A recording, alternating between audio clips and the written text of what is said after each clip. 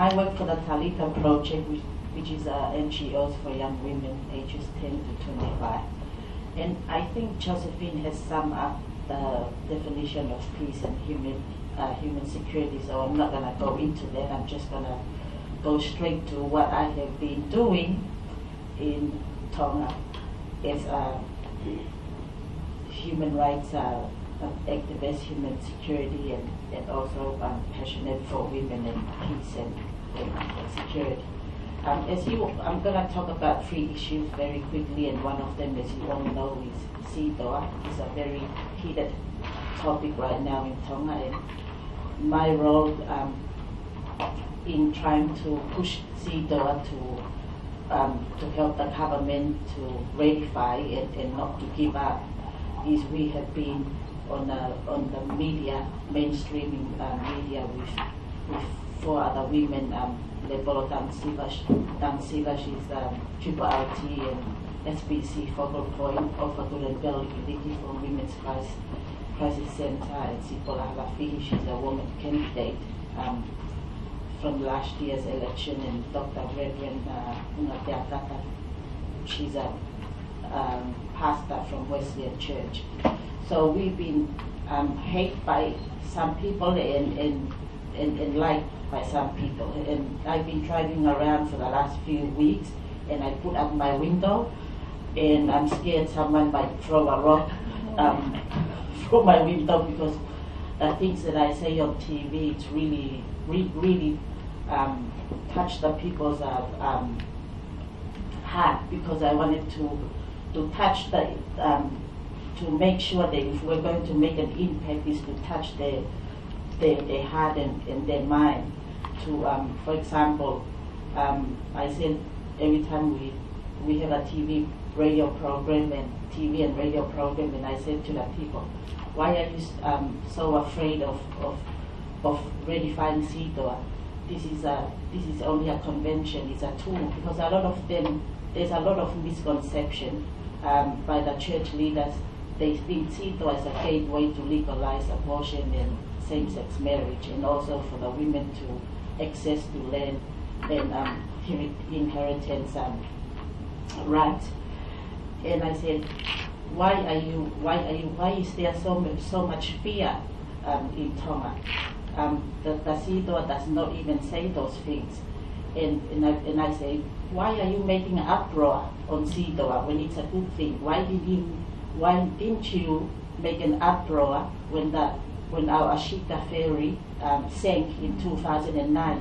Why did you not make an uproar when women and children died from domestic violence every year? Why are you not making an uproar when every Friday afternoon there's fight between colleges, and a lot of boys have ended up in the hospital getting bruises and hurt, and even some of them lost their lives. And I said, why are you not making an uproar on all of these? You know, when people are losing their lives, why are you not making an uproar? So I say these things on TV and on the radio, and I think it really touches their heart and their mind, to wake them up. And I think human security sometimes is a lack of knowledge. And then because church leaders come on TV and radio and call us, those group of women, they want to run Tonga. They want to take over Tonga. We've been branded by number 666. And so it's getting really ugly, and I'm here. I'm really glad, Sharon, that you made this conference right now, because I really wanted to get out of Tonga. Really wanted to get out of Tonga for my sanity, for my peace of mind. Because we have been at the forefront, and also one of my role as well is to go and, because the NGOs, we made a submission. We're making a submission now. They're putting into Parliament today. So 13 NGOs come together under the Civil Society Forum of Tonga. We're making a joint statement to encourage the government to keep on, don't lose heart, don't hold back, don't waver, hurry up and sign CEDAW.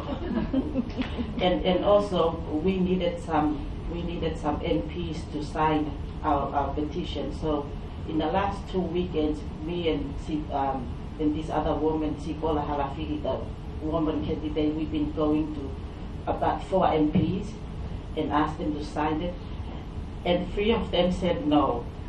So it was really disappointed, because now we know which MPs and which ministers are in for women's rights, because because they are afraid of their voters, and they said, oh, Vanessa and Sipola, we don't want to sign it, and we know we really want a referendum. We want people to be educated on CEDAW, and we want a referendum. And I said, okay. But thank God that the PM and the deputy PM and a few ministers, they're very strong, and they said they're not. They have told me specifically, and some of our women, that they're not going to back down, that they're going to sign it. And I said, when? Hurry up, just sign it. and then we said to them, you sign it, but we're going to keep on educating the people through media, through the radio and TV, because a lot of people they never heard of CEDAW. They don't even know what CEDAW is. So not last week, but the week before, we have been on TV and radio,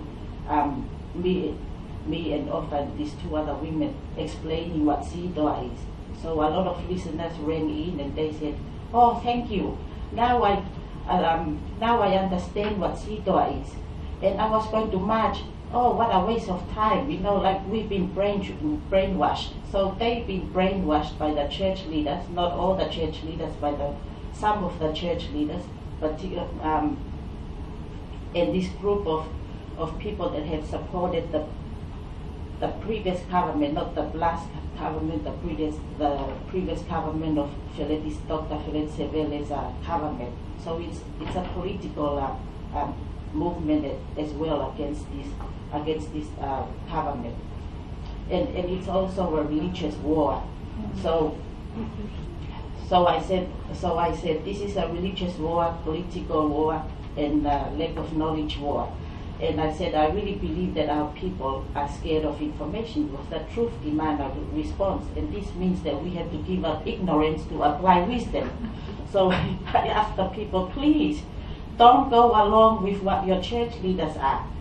What you're doing is you're giving away your personal power. You have to claim your personal power back. That is human security. When you claim it back, you have to know the truth.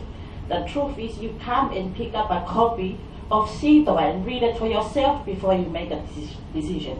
So not last week, the week before, the 2 marches. The first march was organized by the Women Catholics League. Only 300 plus people who marched. And then on Friday, on the same week, 400 people marched. So we really think we really have made an impact in educating the people, and also change a lot of minds, because a lot of them rang up and thanked us. They were just going along. They were just going along by what their church leader said.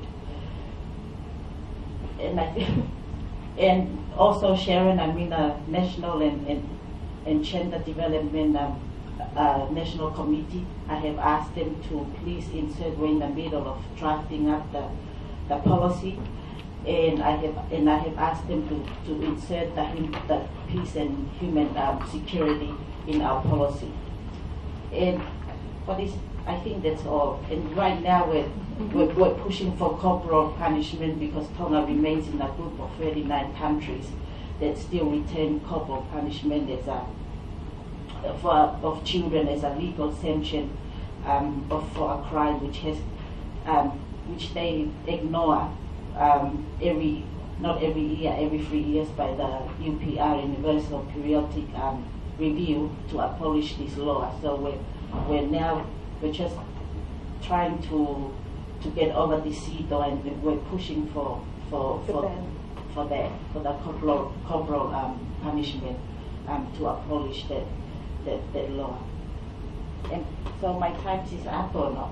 No, you got 2 more minutes. Oh, thank God. And also, We really stop violence against girls in Tonga and women is a really big issue. So what we have been involved is we do a lot of campaigning.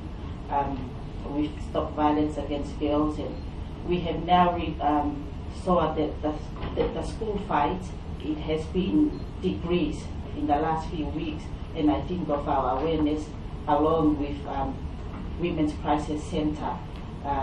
So that's a good partnership, and I think this seed will bring us closer together, all the NGOs, to more collaborate and work together closely as well. So last month we had in April we had in the college sports national competition. So we had a Stop Violence Against Girls competition for all the schools to participate. And Adele College, which is one of the public all boys school, won the prize, which is you and women are still asking me, Vanessa, why are you giving them money? And I said, hello, if you want people to participate, you have to give them money for prizes. So one of the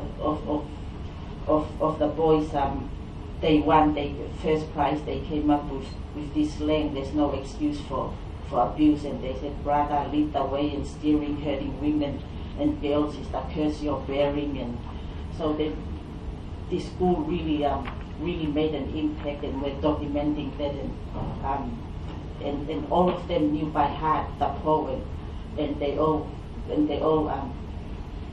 sang it together. So it was really nice, and it's my time up now. Okay, and one thing that we share on the radio, because our law on land rights, women are not allowed to register land, only lease. So when a father dies, if there's no son and only daughters, the land goes straight to his brother. So very interesting. A few weeks ago, when we were doing this radio program, we found in the Bible, because our constitution is very old, 1875 years old. So they developed the constitution out all from the Bible, and thank God for TJ at the back, Reverend TJ, he brought his Bible, because we found this verse, and we really put it out on radio and said, okay, it's about this man. Do you guys know the Bible, Numbers? Very? It's about the book of Numbers, verse 27. It's about this man's name is Zelophehad, and he had 5 daughters. So they went and complained to Moses, and to Moses saying, so why are you not giving us the land of our father? You know, we don't have any brothers, but why shouldn't we have any land? So this Moses went and complained to God and said, God, can you hear what he had 5 daughters? Can you hear what these 5 daughters are saying, are complaining? And God said, they are right. Give them the land of their father. And this is the law. Right there, this is the law. If a father doesn't have any heir and he's got daughters, give it to them. And if he doesn't have any daughters, give it to his brother. But he did not say that in our constitution, so they completely took that out, and we say that on TV and radio.